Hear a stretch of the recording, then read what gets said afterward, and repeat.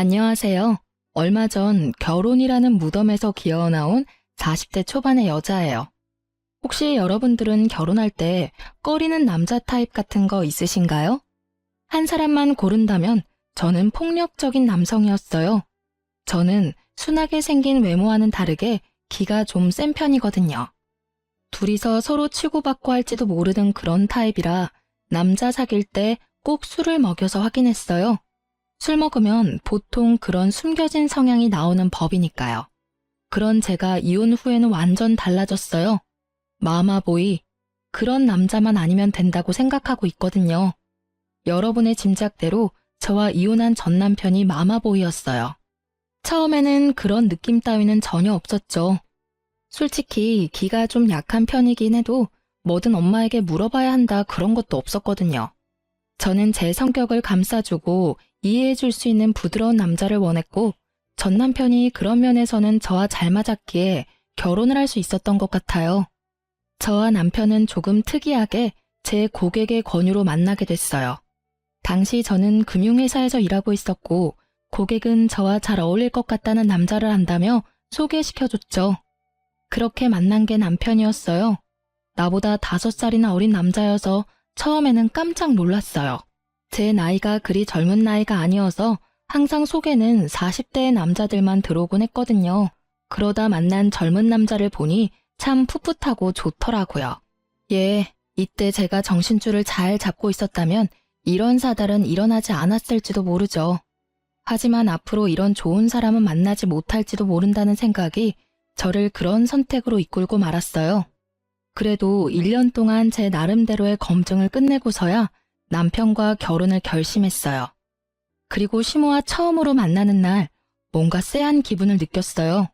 시모는 당시 혼자 일도 안 하고 살고 있었는데 집안이 무척 여유로운 느낌이더라고요. 일도 안 하는데 이만큼 여유로울 정도면 돌아가신 아버님이 유산을 많이 남겨주었겠다는 생각이 들었죠. 쎄한 기분은 시모 자체에서 나는 거였어요. 마치 저를 품평하는 듯한 눈빛에 사람을 아래로 보는 그런 시선까지 딱 제가 싫어하는 것들만 모아놓은 사람이 시모였어요. 솔직히 이렇게 유약한 남편에게 이런 시모가 있을 거라곤 상상도 못했었거든요. 시모는 저를 보더니 흡족한 듯 빨리 상견례 날을 잡으라고 하더군요. 어차피 결혼할 생각을 하고 있었기에 날짜를 잡기로 했죠. 그리고 상견례 날 시모는 저희 부모님과는 만나서는 집은 걱정하지 말아라. 자기가 집을 해주겠다 하셨어요. 그리고 무슨 일 생기면 도움도 많이 주겠다고 호언장담했죠. 당시에 저는 대학 졸업 후부터 혼자 살며 전세를 마련해 두었거든요.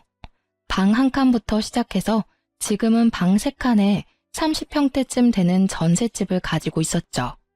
시모가 집을 해준다니 저는 전셋집을 팔아서 혼수를 하고 나머지 돈은 비상금으로 가지고 있으려고 했거든요. 그런데 결혼식이 다 되어가도록 시모는 집에 대해서는 아무 말도 않더라고요. 나중에 시모에게 직접적으로 물었더니 아들이 모아놓은 돈이 없으니 일단은 제가 살고 있는 전셋집에서 살고 있으라고 하더라고요. 그러고는 결혼 후까지 입을 싹 닫아버리더라고요. 그렇게 시모에게 사기 아닌 사기를 당하며 저의 결혼 생활은 시작됐어요. 결혼을 하면 우선 경제권을 어떻게 할지 결정하잖아요. 솔직히 저는 혼자 사는 것에 더 익숙해져 있어서 같이 살기 전까지 거기에 대해 생각해 본 적은 없었어요. 그리고 솔직히 제가 돈을 더 잘 벌기도 하니 경제권은 반만 합치는 게 더 좋다는 생각도 했거든요. 그래서 처음에는 생활비를 각자 차출하고 집 살 돈은 각자 지정된 금액을 정해서 마련하자고 합의를 봤어요. 그런데 결혼 후 6개월쯤부터 남편이 생활비 60만 원을 주지 않더라고요. 여보, 이번 달 생활비 안 들어왔어. 넣어줘야 할 것 같은데? 미안해, 잠깐만 기다려봐. 그러고 남편은 시모에게 전화를 하더라고요. 엄마, 60만 원만 붙여줘. 생활비 쓰려면 필요해서. 용돈은 이번 달에 다른 거 샀는데? 그럼 어떡하지? 남편이 저를 힐끗힐끗 쳐다보며 말을 하더군요. 시모에게 하는 말 내용에서 저는 걸리는 느낌이 있었어요. 남편 입에서 용돈이라는 말이 나온 거죠. 그런데 남편이 전화 도중에 저한테 전화기를 넘기며 말하더라고요. 전화 좀 받아봐. 어머니가 할 이야기 있으시다는데. 네, 어머님, 전화 바꿨어요. 그래, 며느라가. 다른 게 아니라 우리 아들 월급은 내가 잘 관리하고 있거든. 그러니까 며느리 월급도 내가 관리해 줄게. 요즘 애들 돈 알기를 함부로 알잖니. 그래서 내가 관리해 주려고 하는데 월급 주면 내가 너희들한테 용돈으로 돌려주마. 남는 건 알아서 잘 불려줄 테니까 그렇게 알고. 네? 아니요. 어머님, 죄송한데 월급은 못 드려요. 그리고 남편 월급도 앞으로는 제가 관리할게요. 저희 전셋집이라 집 사려면 돈도 많이 모아야 하는데 혹시 남편 월급으로 돈 좀 모아두셨어요? 모아두셨으면 남편에게 주세요. 그거 미천으로 좀 더 모아서 집 사면 될 것 같아요. 모아둔 게 어딨니? 내가 먹여주고 재워주고 키워줬으니 그만큼 걷어가는 건 당연한 거고. 게다가 나는 일도 안 하고 혼자 사는데 당연히 걔가 나 먹여 살려야 하는 거 아니니? 어머니, 당연한 말씀이세요. 대신 제가 용돈을 넉넉히 챙겨드릴게요.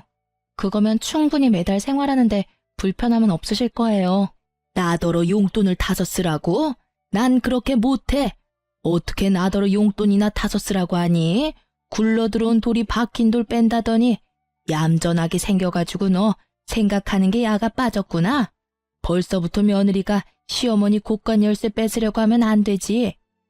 어머님, 곳간 열쇠를 뺏으려고 한다뇨. 전혀 그런 생각 없어요. 다만 어머니께서 남편 월급으로 관리하셨는데도 남편은 여전히 빈털털이잖아요.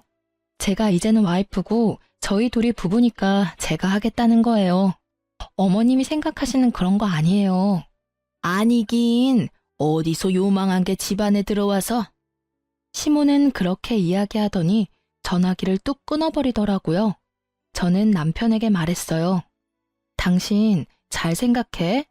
어머님이 월급 관리하시는 동안 목돈이 하나도 없다는 건 이해 안 되는 일이야. 이런 식이면 당신이랑 나 절대로 우리 명의의 집은 못 가져. 그러니까 당장 다음 달 월급부터는 절대로 어머님한테 드리지 마. 내가 알아서 목돈 만들어 줄게. 어떻게 그런 식으로 말을 해? 엄마한테. 그럼 이렇게 생각해. 당신이 어머님한테 용돈으로 두둑히 드린다고 당신 월급에서 100만 원 어머님한테 드리고 지금처럼 60만 원은 자기가 용돈으로 쓰고 나머지는 다 적금 넣자. 그래야 우리 집 살 수 있어. 응? 대신 생활비는 내 월급으로 할게. 어때? 제 말에 남편이 흔들리더라고요. 결국 제가 남편 월급을 관리하게 됐어요. 그리고 그 이후 시모가 전화 와서는 쌍욕을 날리시더라고요. 네가 감히 나한테 이런 짓 하고도 무사할 줄 아니? 어디서 남의 돈을 뺏어가? 꼴랑 100만 원 주고 생색내겠다 이거지? 생색이 아니에요. 그 정도 받으시면 생활은 가능하시잖아요. 큰 돈 드는 건 저희한테 말씀하시면 최대한 도와드릴게요. 그러니까 더 이상 남편한테 압박 넣지 마세요. 시모는 분하다며 말을 잇지 못하다가 전화를 끊어버리더라고요. 저랑 할 이야기 없다 이거죠. 대신에 남편에게 계속 전화해서 하소연을 하더라고요. 어떻게 네가 이럴 수 있냐? 엄마를 뭐라고 생각하는 거냐? 그런 여우 같은 며느리한테 속아 넘어가지 마라 등등. 제가 들은 것만도 엄청났죠. 그런데 그런 건 이해했어요. 어머니가 아들한테 하는 말이니까. 그런데 제가 참지 못할 일이 벌어졌어요. 그때는 남편 사촌의 결혼식이 있던 날이었어요. 좋은 날이었고 남편이 청첩장을 받아왔길래 시모도 갈 거라고 예상하고 시모가 내야 할 축의금까지 챙겨서 결혼식장으로 향했어요. 예식 전에 조금 일찍 도착한 저와 남편은 시모의 뒷모습을 보고 시모에게 걸어가고 있는 중이었어요. 그런데 가까이 가자 시모 목소리가 또렷하게 들리더라고요. 아유, 정말 미치겠어. 어디서 여우 같은 게 기어들어와서는 우리 아들을 완전히 망쳐놨지 뭐야. 게다가 집안도 꼴이 말이 아니야. 욕심이 얼마나 끝도 없는지. 아니, 내가 아들 월급 착실히 관리해줬는데도 아들 월급을 싹 다 가져가 놓고는 세상에 용돈이랍시고 쥐꼬리만큼 주는 거 있지? 시모가 제 욕을 하고 있더라고요. 아주 시원하게 말이죠. 일가 친척 다 듣는 곳에서 며느리 흉보는 시모를 보고 있자니 자기 얼굴에 침 뱉는 꼴이라는 걸 전혀 모르고 계시더라고요. 그렇게 열심히 자기 무덤 파는 시모를 모른 척 하기에는 제 성격이 너무 더러웠죠. 어머님한테 돈 100만 원은 쥐꼬리만큼인가 보네요. 저희는 한 달 용돈으로 100만 원 드리는 것도 많이 드린다고 생각하고 있는데요. 솔직히 어머님이 용돈만 타가신 건 아니잖아요. 가전 고장나면 부르고 집안의 경조사태도 돈 해달라고 그러시고 하다못해 공과금도 저희가 내드리잖아요. 뭐가 그렇게 못마땅하셔서 친척분들 다 계신 데서 이렇게 며느리 못난 점만 지적하고 계신지 저는 잘 모르겠네요. 네가 여긴 무슨 일이냐? 저희도 초대받아서 왔어요. 어머님이 알고 계실 거라고 생각하고 말을 안 드리긴 했는데 이렇게 어머님이 못마땅해하는 점도 알게 돼서 어찌 보면 다행이기도 하네요. 마음에 쌓아두는 것보다는 역시 푸는 게 더 편하시죠? 틀린 말은 아니잖니. 난 평소 내가 생각한 대로 이야기한 거야. 다른 사람들도 네가 어떤 여자인지 제대로 알아야 하지 않겠니? 그래야 나처럼 당할 일도 없지. 마치 본인이 피해자라는 식으로 이야기하는 시모를 보니 너무 열이 받아서 미칠 것 같았어요. 결국은 참지 못하고 퍼부어버렸죠. 어머님이 그렇게 생각하신다니 유감스럽네요. 솔직히 저도 어머님에 대해서 하고 싶은 말은 많지만 꾹 참고 있었거든요. 솔직히 결혼 전에 집 한 채 해주겠다고 하시고는 결혼 후에는 돈 없다며 모른 채 하신 건 이해했어요. 그런데 저희 남편 월급 관리하시는데 그 많은 월급이 다 사라졌다는 건 좀 걱정스러운 일이잖아요. 지금 살고 있는 집도 제가 처녀 때부터 살던 전셋집인데 착실하게 모아두었다면 집 한 채 정도는 대출받아서 살 수 있었을 텐데 아쉽네요. 그래서 그때 어머님이 제 월급도 내놔라 했을 때 못 드린 거예요. 제 월급도 다 사라질까 봐요. 제 이야기에 그걸 듣고 있던 주변 지인분들이 모두 깜짝 놀란 얼굴을 하며 쑥덕거리더라고요. 걸어온 싸움을 마다하지 않는 게 제 성격이라 저도 시모의 험담에 험담으로 돌려준 것뿐이었어요. 제 말에 시모 얼굴이 익어버린 문어처럼 새빨갛게 변했어요. 저는 그걸 보고도 덤덤하게 한마디 덧붙였어요. 그리고 저는 적어도 남편 돈으로 적금은 넣어요, 어머님. 적금 하나 없이 장가 보내신 건 어머님이시고요. 그래서 지금 제가 처녀 쪽부터 살던 전셋집 신세 아직도 지고 있잖아요. 저희를 그렇게 만든 어머님이 제 탓을 하시는 건 좀 아니지 않나 싶네요. 결국 시모는 그 자리를 참지 못하고 떠났어요. 저는 수군거리는 사람들을 뒤로하고 축의금 내는 곳으로 가 남편 봉투와 시모 봉투를 같이 줬어요. 뒤에서 사람들 말이 다 들리더라고요. 시모를 파렴치하다 말하는 사람들이 많았어요. 아들 돈 가져다 뭐에 썼냐며 의문을 가지는 사람도 있었고요. 그렇지만 저에 대한 소리도 들었죠. 며느리 순해 보인다고 다루기 쉬울 것 같다더니 결국은 임자를 만났네. 시어머니에게 말 한마디를 안 지는 며느리를 들이다니 저 집도 조용하지는 않겠어. 그 이야기를 듣는데 그런 생각이 들더라고요. 설마 시모가 남편뿐만이 아니라 저한테도 빨대 꽂으려고 결혼시켰나 싶은 생각이요. 제 딴에는 심각하게 생각하는데 남편이 제 뒤를 쫓아와서는 귀찮게 종알거리더라고요. 엄마랑 싸우지 마. 솔직히 월급도 자기가 집 이야기 안 했으면 자기한테 줄 생각 없었어. 정말로 남편은 남의 편이더라고요. 마누라가 친척들 사이에서 욕 얻어먹는데도 자기 엄마 두둔하는 남편을 보며 고개를 저었어요. 이날을 기점으로 저와 시모의 사이는 건널 수 없는 강을 건넌 것과 마찬가지였어요. 당신은 부부가 뭔지 몰라? 함께 살기만 하면 부부인 줄 알아? 우리는 공동의 재산을 만들어서 미래를 준비해야만 하는 사람들이라고. 어머님한테 용돈을 드리는 건 괜찮지만 월급을 다 뺏기면 우리 미래는 어떻게 돼? 평생 집도 없이 전셋집 돌아다니며 살 거야? 애 낳아서 기르는데 드는 돈만 해도 얼만데. 설마 당신 나한테 빨대 꽂을 생각으로 결혼한 건 아니지? 그런 거 아니야. 나도 자기가 하는 말들이 맞다고 생각하니까 어머니한테 월급 안 드리고 당신한테 꼬박꼬박 주잖아. 남편은 제 말에 금방 꼬리를 내리더라고요. 그렇게 저는 시모에게 이겼지만 기분은 찜찜했어요. 시모가 그냥 넘어가지는 않을 거라는 생각 때문에요. 그리고 언제나 불길한 예감은 틀린 적이 없어요. 그날 이후 1년도 지나지 않아 문제가 생기고야 말았거든요. 시모는 남편 월급 대신에 남편을 자주 부르게 됐어요. 저녁마다 주말마다 불러내기 일쑤였죠. 처음에는 시모가 외롭다고 생각했어요.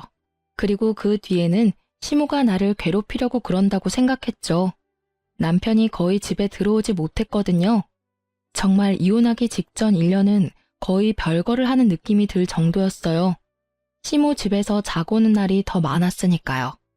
마치 남편을 시모에게 뺏긴 기분이었어요. 처음에는 저도 참으려고 했는데 1년 동안 이런 일이 이어지자 참을 수 없겠더라고요. 결국은 남편 차에는 블랙박스를 확인하게 됐죠. 시모가 불러서 시모에게 가는 건 맞지만 가서 뭘 하나 싶은 생각이 들었거든요. 그래서 블랙박스를 확인한 건데 저는 생각지도 못한 대화 내용을 듣고야 말았어요. 남편과 내연녀의 대화였거든요. 자기야, 오늘은 언제까지 가야 해? 오늘도 우리 집에서 자고 가면 안 돼? 안 돼. 오늘은 집에 들어가야 해. 너무 안 들어가면 의심하거든. 의심할 리 있겠어? 여태껏 이렇게 몰래 잘 만나고 있었는데. 벌써 1년이잖아. 근데 자기 이혼은 언제 하는데? 나도 빨리 결혼하고 싶어. 그건 엄마가 알아서 이야기해 줄 거야. 맨날 엄마. 너무 효자면 인기 없는 거 알지? 이 대화를 듣고 있는 내내 부하가 치밀어서 진짜 눈앞이 캄캄하더군요. 처음에는 남편에게 화가 났어요. 어떻게 나한테 이런 모멸감을 줄 수 있는지, 다른 여자를 만나면서 나를 속여올 수 있었는지, 그런 생각들이 떠올라 미쳐버리겠더라고요. 근데 가만히 둘의 대화를 들어보다가 결혼하고 싶다는 여자 이야기에 남편이 엄마가 알아서 해줄 거라는 말이 거슬리더라고요. 혹시 시모가 이 모든 걸 알고 있는 건 아닐까 하는 생각이 머리를 스쳤죠. 냉정하게 생각해보면 남편처럼 마마보이의 우유부단한 사람이 먼저 나서서 불륜을 저지를 일은 없을 거잖아요. 엄마 말이라면 찍소리도 못하는 이 남자를 움직일 수 있는 건 오직 시모뿐이라는 생각도 들었고요. 저는 남편이 오랜만에 집으로 돌아온 날 남편을 불러 세웠어요. 당신 나한테 할 말 없어? 무슨 할 말? 없어. 나 피곤해. 먼저 씻고 잘게. 피곤하겠지. 1년을 다른 여자랑 두 집 살림하면서 얼마나 피곤하겠어. 안 그래? 제 말에 뒤돌아서 욕실로 가려던 남편이 뚝 멈춰서더군요. 여태껏 재미 좋았나 봐. 그치? 시댁 간다고 해놓고 열심히 다른 여자 만나니까 어땠어? 막 짜릿하고 기분 좋고 그래? 그걸 당신이 어떻게 알았어? 이제 이야기할 마음이 들었나 보네. 내가 어디서 어떻게 알았든 지금 중요한 건 그게 아니지. 네가 불륜을 저질렀다는 게 중요한 거잖아. 너 진짜 날 뭐라고 생각하는 거야? 1년 동안 별거 하듯 지낸 것도 다 그 여자 때문이지? 그 여자 누구야? 어떻게 만난 사이인데 뭐라고 말이라도 좀 해. 답답해서 돌아버리겠으니까. 난 할 말 없어. 그냥 당신이 보고 들은 그대로야. 나 다른 사람 만나는 것도 맞고 당신 배신한 것도 맞아. 그게 그렇게 당당하게 할 말이야? 적어도 미안하다는 말부터 해야 하는 거 아니야? 왜 아무 생각이 없어? 미안하다는 생각도 안 들어? 그런 거면 너 진짜 인간 쓰레기야. 나한테 소리 지르지 마. 나도 엄마가 시켜서 한 거라고. 그러게 처음부터 엄마 하라는 대로 했으면 이런 일 없었을 거 아니야. 이렇게 된 건 당신 탓도 크다고. 알아? 어디서 큰 소리를 쳐. 그래서 엄마가 시키는 대로 한 너는 잘못 없다 이거야? 웃기지 마. 너희 엄마가 불륜을 저지르라고 말했더라도 네가 양심이 있는 새끼면 안 된다고 말했어야지. 좋다고 다른 여자랑 붙어먹고는 뭐? 엄마가 시켜서 한 일이라고? 네가 애야? 너 중학교 다니는 꼬맹이니? 그래서 엄마가 시켜서 마누라 배신하고 나니까 기분이 좋아? 엄마가 하라는 대로 하는 게 편하잖아. 당신이랑 결혼한 것도 엄마가 원해서 한 거야. 엄마 아니었으면 너랑 결혼도 못했어. 그건 알고 이렇게 화내는 거야? 이 대목에서 저는 제대로 한 대 맞은 기분이었어요. 이 남자는 저를 사랑하지도 않는데 시모의 말 하나로 결혼을 한 거였어요. 처음부터 시모의 타겟이었다는 것이 너무 참을 수 없을 만큼 분하고 끔찍했어요. 야, 이 미친 새끼야. 그걸 말이라고 지금. 그래서 이 결혼 다 무효다 이거야? 와, 진짜 사람 열받게 만드는데 재주 있네? 만약에 네가 정말로 엄마가 시켜서 나랑 결혼한 거면 너 조만간 네 인생 망치게 될 거야. 어머님이 네 인생 대신 잘 살아줄 것 같니? 절대로 아니거든? 그런 거였으면 널 땡전 한 푼 없이 장가 보내는 짓도 하지 않았겠지. 네 월급이 여태껏 어디로 갔는지 궁금하지도 않아? 네 어머니가 널 그런 식으로 망치고 있는데도 끝까지 엄마. 그리고 네가 이딴 식으로 행동하면서도 죄책감 하나 안 드는 이유는 어머니가 시켜서 하고 있어서라는 핑계 때문이겠지만 나한테 실제로 상처 준 사람은 너야. 나쁜 놈은 너라고. 저는 남편과 대화를 할수록 열이 받는 걸 참을 수 없었어요. 다 됐고 우리 이혼해. 사랑도 없고 정도 없고 우리 사이에 뭐가 남았어? 만나는 여자랑 잘해봐. 대신 나는 당신 유책 배우자로 이혼 소송할 거니까 그렇게 알고 있어. 하긴 당신한테 이혼 말해서 뭐해? 어차피 이혼도 너희 엄마랑 이야기해야 되는 거잖아. 그렇지? 그리고 지금 당장 내 집에서 나가. 이 집에 한 줌의 기여조차 없는 당신은 여기 있을 자격도 없거든? 나갈 때 내가 준 건 다 놔두고 네가 가지고 온 것들만 두고 나가. 남편은 주섬주섬 물건들을 챙기더니 미안한 기색도 없이 집에서 나가더라고요. 그 뒤통수를 보니 열받더라고요. 그런데 1시간쯤 뒤에 시모에게 전화가 오더라고요. 남편이 시댁에 가서 다 말했구나 싶어서 전화를 받았죠. 그래, 나다. 너희 이혼하기로 했다면서? 잘 생각했다. 내가 봐도 너희 잘 안 어울려. 그러니까 앞으로 아들 월급은 가져갈 생각하지 마. 알았니? 지금 그걸 말이라고 하세요? 따지고 보면 이 이혼도 어머님이 다 만든 거잖아요. 남편이 자기 입으로 이야기 다 했어요. 이 여자도 어머님이 소개해줬다고. 어떻게 아들을 불륜남으로 만들어서 이혼시킬 수가 있어요? 그게 안 되는 이유라도 있니? 지가 싫었으면 그렇게 안 하면 될 일이었어. 그런데 좋다고 다른 여자 만난 거 보면 너하고 같이 살기가 싫었나 보지. 난 그렇게 생각해. 내가 뭐라 말하든 걔가 싫으면 안 하면 그만이야. 그런데 걔가 그런 행동하는 건 다 걔가 그럴 만한 사정이 있어서 그런 거라는 생각은 안 드니? 나는 아들한테 조언한 것밖에 없어. 세상에 여자가 어디 너뿐이니? 더 좋은 여자도 얼마나 많은데. 그러게 처음부터 내 말을 잘 들었으면 이런 일도 없었을 거잖니? 네 인생에 오점을 남긴 건 다 네 탓이야. 그 이야기를 듣고 있노라니 남편 상간녀의 목소리가 떠오르더라고요. 그 여자는 알까요? 시모가 노리고 있다는 것을? 살다 상간녀가 측은하기는 처음이었어요. 그렇지만 그 여자도 다 알고 이 계획에 편승했잖아요. 그런 점에서는 그 여자도 자기가 직접 당해보면 알겠죠. 저는 시모에게 말했어요. 아들이 귀한 건지 아들이 가져다주는 월급이 귀한 건지는 모르겠지만 어차피 이혼하기로 했으니까 이혼 서류 작성해요. 그리고 저는 절대로 합의 못 봐요. 무조건 소송 가서 부당하게 제가 당한 건 다 돌려받을 거예요.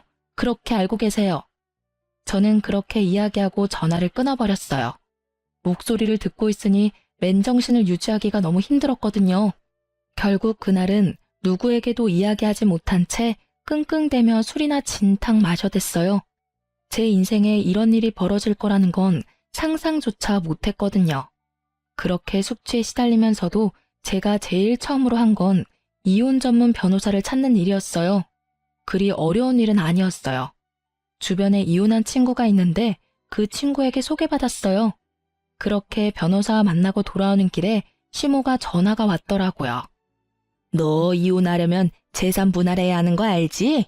어차피 우리 아들 월급 네가 다 가져갔으니까 그 절반은 돌려줄 거라고 생각해도 되겠지? 그리고 너희가 살던 그 집도 말이다. 그거 어차피 유지하는데 우리 아들 돈도 들어갔을 거잖아. 그 집 전세금도 반은 줘야 하지 않겠어? 그 집은 제가 결혼하기 전부터 살고 있었던 전셋집이에요. 그 집 들고 올 때 남편은 돈 한 푼 없이 결혼했죠. 어머님은 도와준다고 말만 하고 아무런 도움도 주지 않았으니까요. 결혼할 때부터 애초에 아무것도 가지고 오지 않은 남편에게 제가 무슨 재산을 나눠야 할지 모르겠네요. 너희 부부였어. 5년을 같이 살았으면 그 집에 돈 한 푼 안 내도 유지비에 들어간 돈이 있을 거라고. 그에 대한 재산 분할을 원하는 거야. 원하시는 거 다 변호사랑 상의 한번 해보세요. 가져가실 수 있는 게 있나. 그리고 어머님이 뭔가 착각하시나 본데 이 이혼은 제가 원해서 한 이혼이 아니에요. 이혼하자는 말이 제 입에서 먼저 나왔을 뿐이지. 이혼 원인 제공은 어머님과 남편한테 있거든요. 그리고 남편은 유책 배우자고 어머님은 남편에게 여자를 소개해준 사람이죠. 그래서 어머님 상대로도 위자료 소송할 거고 그 여자 상대로도 위자료 소송할 거예요. 돈이 생기더라도 다 다시 저한테 돌아올 수밖에 없을 거예요. 이혼을 하게 된 원인이 왜 우리 아들이고 나야? 네가 문제지. 네가 나한테 한 짓들을 알고도 법원이 네 손을 들어주겠어? 그러니까 다 법대로 하시자고요. 저는 더 이상 어머님하고 할 말 없어요. 뭘 알고 계셔야 답이라도 하지. 아무것도 모르고 계시는데 무슨. 변호사랑 상의하세요. 전화를 끊고 나니 화딱지가 나더군요. 이혼하게 된 것도 열받고 짜증나는데 제가 가진 재산마저 반으로 나누자니 더 열받더라고요. 솔직히 남편 월급 중에 절반은 시모가 가져간 거나 다름없거든요. 남편 월급이 여태 어떻게 쓰였는지 알면 도리어 나한테 돈을 줘도 모자랄 판이건만. 그렇게 시모와의 전화통화를 끊었는데 모르는 번호로 전화가 오더라고요. 무시하려다가 혹시나 해서 전화를 받았는데 남편 상간녀가 전화가 왔더라고요. 만나서 할 이야기 있다고 해서 저도 그 여자한테 충고나 해줄까 싶어 나갔어요. 저는 그 여자 얼굴도 몰랐는데 그 여자는 제 얼굴을 알고 있더군요. 그런데 그 여자를 보는 순간 아 하는 소리가 절로 나왔어요. 얼굴이 무척 순하게 생겼더군요. 남 싫어하는 소리는 못할 것처럼 순둥순둥하게 생긴 얼굴이 시모가 딱 좋아할 것처럼 보였죠. 이 여자가 새로운 시모의 호구구나 싶었거든요. 그런데 저를 여기까지 불러낼 정도면 시모가 원하는 그런 순한 여자는 아니다 싶었어요. 무슨 일 때문에 보자고 하셨나요? 그 사람 이제 좀 놔주세요. 솔직히 1년도 더 넘게 부부다운 생활 못 하셨잖아요. 그 사람 이제 제 사람이에요. 그쪽 분도 이제 알 때는 된 것 같은데 왜 놔주지를 못하고 계속 그 남자한테 집착해요? 이건 또 무슨 뜬금포인지 저는 고개를 갸웃했어요. 저는 남편을 잡은 적이 없었고 먼저 이혼하자고 했었는데 죄송한데 뭔가 잘못 알고 있으시네요. 저는 그 사람한테 집착한 적 없어요. 이미 이혼 서류도 제가 써서 그 사람한테 먼저 줬고요. 제가 그 사람한테 집착한다고 누가 그러던가요? 혹시 그 사람 어머니가 그런 말 하던가요? 제가 집착하고 있다고? 그래서 그 어머니 몰래 여기 나 부른 거고. 여자는 대답도 못하고 빤히 쳐다만 보더라고요. 자기가 섣부르게 행동했다는 생각이 있었겠죠. 저는 그 여자 몰래 핸드폰을 켜서 녹음 먼저 했어요. 아가씨, 솔직하게 말해봐요. 제 남편 만난 거 그 사람 어머니 때문이죠? 중간에서 누가 소개를 해주고 싶다고 하던가요? 좋은 사람 있다고? 상간녀는 여전히 입을 다물고 있더군요. 입을 열면 불리하다는 생각을 했나 봐요. 내가 이런 말하면 어떻게 비칠 줄 알긴 하는데 말하지 않고 넘어갈 수는 없을 것 같아요. 제 남편 어머니 보통 사람 아니에요. 사람을 돈으로 보는 경향이 있거든요. 저희 헤어진 것도 남편이 당신이랑 바람나서 헤어진 게 아니라 시어머니가 남편에게 당신을 소개해줘서 저랑 남편이랑 헤어지게 만든 거예요. 그게 뭐가 문제죠? 어머님은 저한테 며느리가 너무 못됐다고 하셨거든요. 아들을 구속하고 집착하고 월급까지 가져가는 도둑이라고요. 그런 여자라면 당연히 엄마라면 떼어놓고 싶겠죠. 저는 속으로 웃음이 나더군요. 시모는 또 꽝을 뽑으셨더라고요. 이 정도로 당당한 여자가 시모가 하는 대로 놔둘 리 없죠. 그래요? 그럼 결혼 전에 약속받으신 건 뭐가 있어요? 집을 해준다던가요? 돈을 해준다던가요? 그걸 왜 당신한테 말해야 하죠? 저한테는 집도 주고 돈도 주신다고 하셨는데 결혼식 이후에 입 싹 닫으셨거든요. 그리고 그 월급 이야기도 안 할 수 없네요. 결혼 전에 남편 월급을 시어머니가 관리했어요. 그런데 결혼할 때 돈 한 푼 없이 저한테 왔어요. 어머니가 관리해 주셨다면 당연히 목돈이 있어야 하는데 한 푼도 없는 것이 이상하다 싶었는데 다 쓰셨더라고요. 남편한테는 달랑 60만 원 용돈 주면서 그러더니 저한테 제 월급도 관리해 주겠다고 하시더라고요. 이제 무슨 말인지 아시겠어요? 전 그런 거 안 믿어요. 솔직 헤어지는 마당에 무슨 말인들 못하겠어요. 그냥 이혼이나 빨리 해줘요. 저한테 이상한 이야기 하지 마시고요. 이혼은 소송 들어갈 거예요. 그리고 이런 이야기 일부러 해주는 거예요. 충고. 당신은 나처럼 되지 말라는 충고. 그 시어머니 본성 알면 결혼 생각도 못할 텐데. 용감하시네요. 저는 그 집안 사람들에게 두 손 두 발 다 들었으니 당신은 잘해보세요. 또 모르죠. 말 잘 들으면 길게 갈지도. 조언을 해준데도 들을 생각이 없는 상간녀를 보며 저는 미련 없이 자리 떠났어요. 상간녀의 눈빛에 가득한 불신의 기운이 참으로 안타깝게 느껴지긴 했죠. 하지만 상간녀가 남편이 유부남인 거 알고 만났다는 증거만 있으면 저야 앞으로 그녀에게 일어날 일들 같은 건 신경도 안 쓰이니까요. 이미 충고해줬는데도 들을 생각 없으니 자기 팔자인 거죠. 그렇게 상간녀와 헤어지고 저는 이혼 소송에 집중했어요. 사실 남편 앞으로 모아둔 목돈이 있었거든요. 남편 월급 중에 시모에게 들어가는 돈과 남편에게 들어가는 돈을 제외한 나머지 돈은 모조리 저축해두었는데 그게 참 아깝다는 생각이 들었어요. 왜냐면 제 월급은 오롯이 생활비로 다 빠져나갔거든요. 그래서 돈을 모을 틈이 없었어요. 시모와 남편은 그 돈의 존재를 알고 나서는 그 돈 내놓으라며 난리였어요. 통장 비밀번호를 제가 알고 있었거든요. 저는 일단 그 통장 비밀번호를 남편에게 알려줬어요. 거의 5천만 원 정도였는데 남편에게는 이야기했죠. 시모에게 이 돈 주면 당신은 이 돈 만져보지도 못하고 날릴 거라고요. 그랬더니 잘 가지고 있는 모양이더라고요. 제가 이런 일을 한 이유는 따로 있었어요. 이혼 소송이 끝나고 판결이 났는데 제가 그 목돈을 다 가져오게 됐거든요. 시모에게 뺏기면 본전도 못 찾을 것 같아서 남편에게 그렇게 말해뒀는데 어찌 잘 돼서 그 돈은 그대로 저에게 돌아오게 됐어요. 이유는 그거였어요. 일단 남편이 유책 배우자라서 제게 위자료를 지급하라는 판결이 났고요.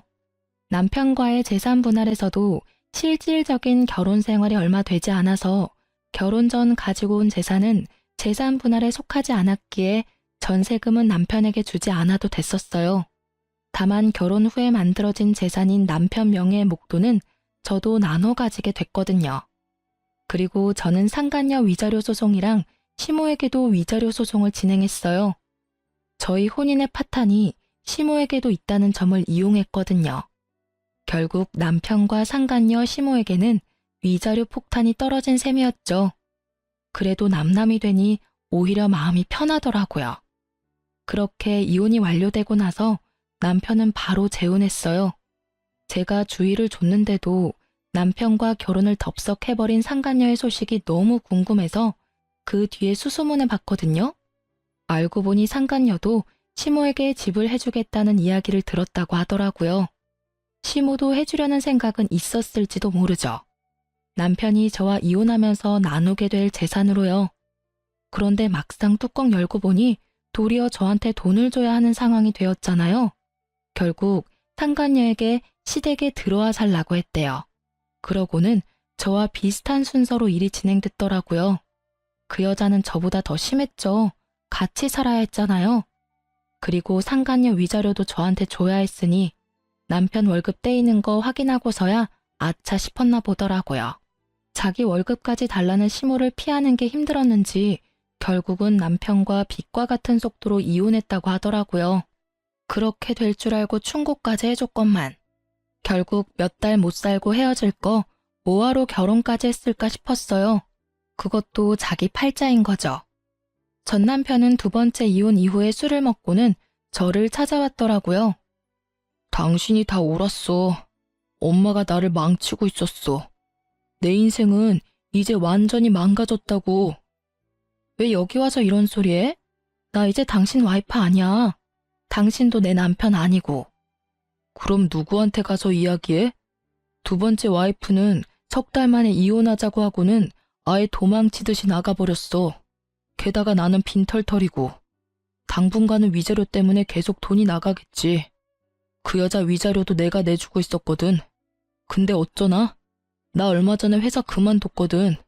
그래서 당신한테 위자료 지급 못할 수도 있어.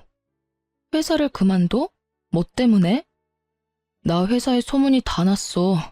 이혼하고 바로 결혼한 것도 소문거리였는데 재혼 후 바로 이혼한 것도 소문 확 퍼지더라.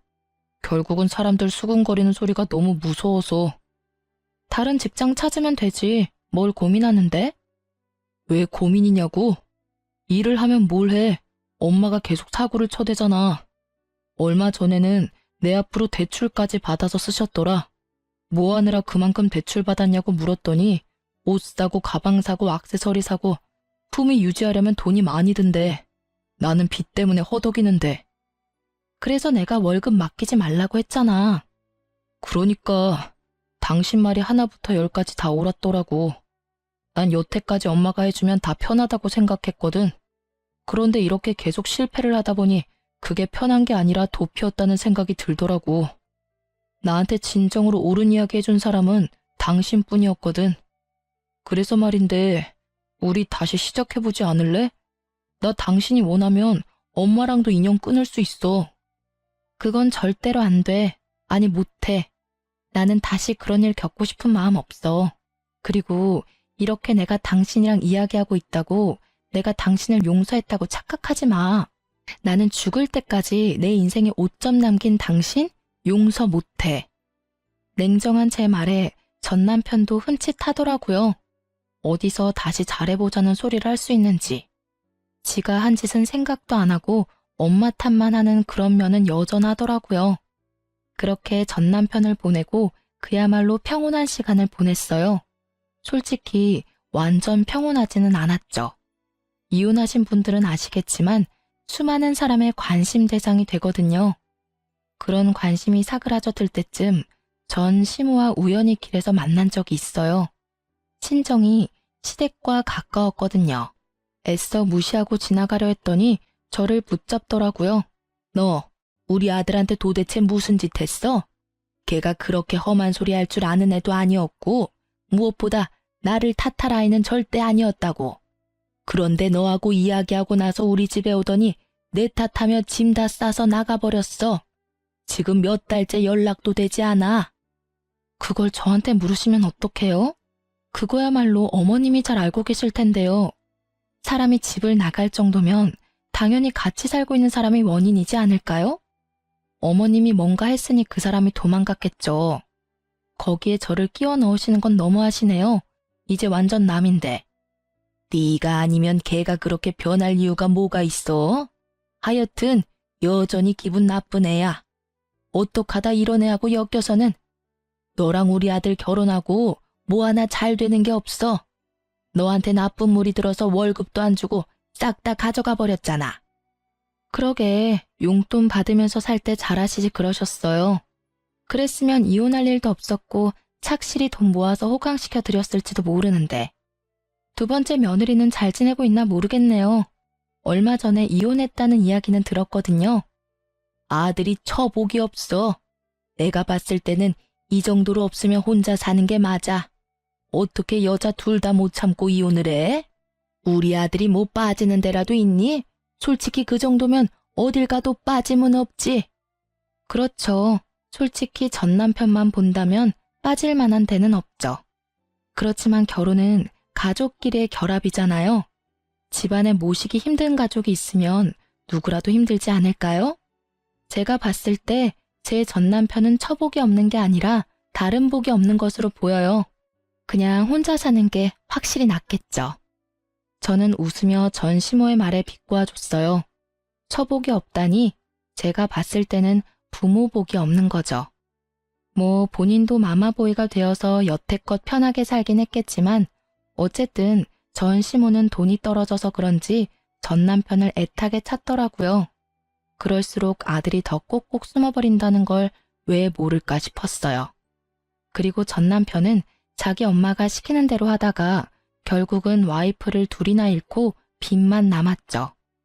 저는 분노와 자책, 체념의 쓰리콤보를 겪고 서서히 마음의 평화를 찾고 있어요. 이따금 그때의 기억이 떠오르며 열받을 때도 있지만 그래도 그때와 비교하면 마음고생은 전혀 없으니까요.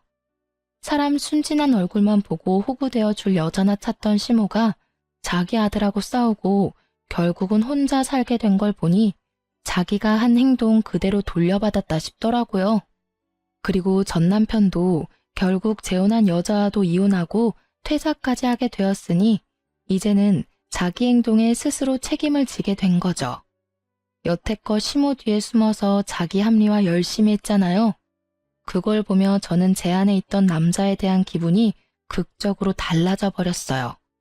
절대로 마마보이는 안 된다는 걸요. 그건 효자가 아니라 비겁한 겁쟁이일 뿐이에요.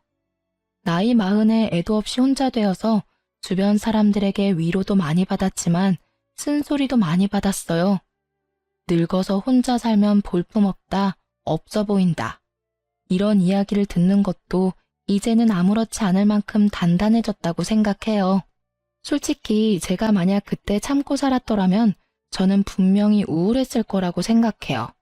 빨리 빠져나온 걸 다행이라고 생각하고 있거든요. 부모 욕심으로 자식 인생을 마음대로 쥐락펴락하는 시모를 보니 없었던 남자를 기피하게 돼서 재혼은 생각도 못하고 있어요. 글 쓰는 내내 그날의 기억을 떠올리며 다시금 저를 돌아볼 수 있게 되었어요. 가끔 정말 힘든 일이 있을 때는 제 이혼 때를 생각해요. 이때만큼 힘든 일도 없었고 이때만큼 시달릴 일도 없었죠. 결혼은 무덤이라는 말을 스스로 실감하게 될 줄 몰랐는데 그래도 기어나와 보고서야 자유로운 몸이 좋다는 걸 깨달았어요. 앞으로도 제 인생에 알콩달콩한 부부 같은 건 없을지도 몰라요. 그렇지만 다음번에 기회가 혹시라도 온다면 제발 평범한 사람이기만을 바랄 뿐이에요. 지금까지 제 사연 들어주셔서 감사합니다.